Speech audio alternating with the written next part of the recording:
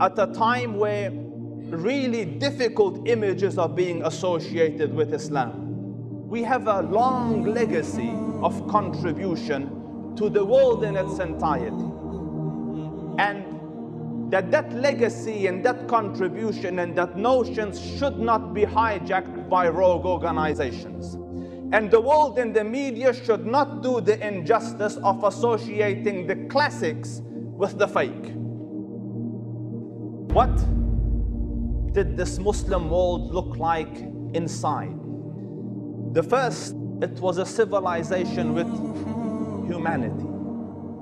It felt and supported and helped other humans.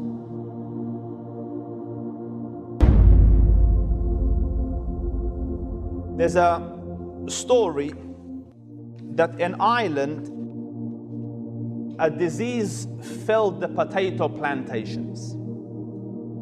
And their main food was potatoes in Ireland, especially amidst the poor. There was very little food produced that year. And a lot of people died, and the Irish dubbed it the Great Hunger. And they say 1 million people died and 1 million people left, the locality. 1 million is a lot of people to die. It isn't that there wasn't any food in Ireland, there was. But Ireland was subjugated by the English. And a lot of the property was owned by the English. So the produce that was produced was sent back to England. And the poor died in Ireland. So eventually, news of this reached the Ottoman Caliph, that there are humans, non-Muslims, Christians dying in Ireland out of poverty. Please help. And this was a time where the Ottomans were having some internal problems as well. So the Khalifa felt a huge sense of responsibility. And in his humanity with man, he promised that I will send 10,000 silver pounds to Ireland.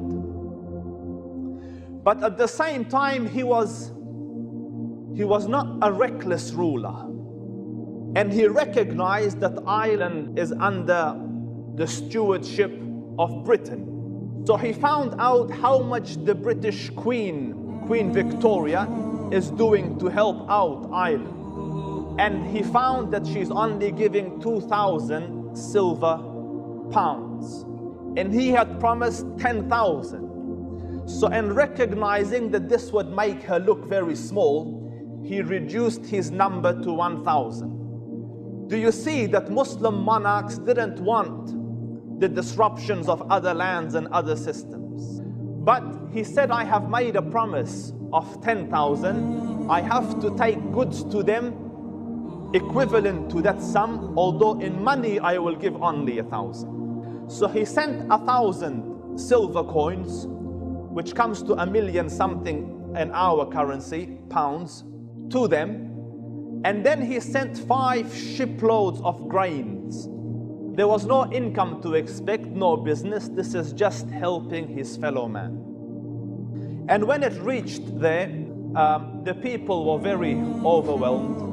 And the nobles of Ireland wrote this letter of thanks and gratitude back to the Sultan. And it reads a little like this. We, the noblemen, gentlemen, and inhabitants of Ireland, want to express our thanks and gratitude for the Ottoman Sultan's magnificent assistance. The Sultan's assistant response to this aid call displays an example to European states. Numbers were relieved and saved from perishing through this timely act. We express our gratitude on their behalf and hope that the Ottoman Sultan and his dominions will be saved from the afflictions which have befallen us. In recognition of the timely act of this gracious Khalifa, they adopted the symbol of the crescent in the star in some of their government buildings. And today, their soccer team wears this proudly on their shirts in memory of what the Ottoman Caliph had done for them at a time when very few would come to their aid. And not only did Istanbul send But other Muslim parts of the Islamic Khilafat, Bombay and other countries, they all sent goods to this land so that they could save their fellow man.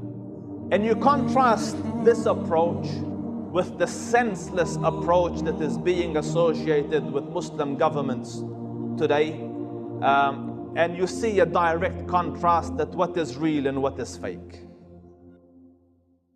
Donate now. TheDailyReminder.org/donate.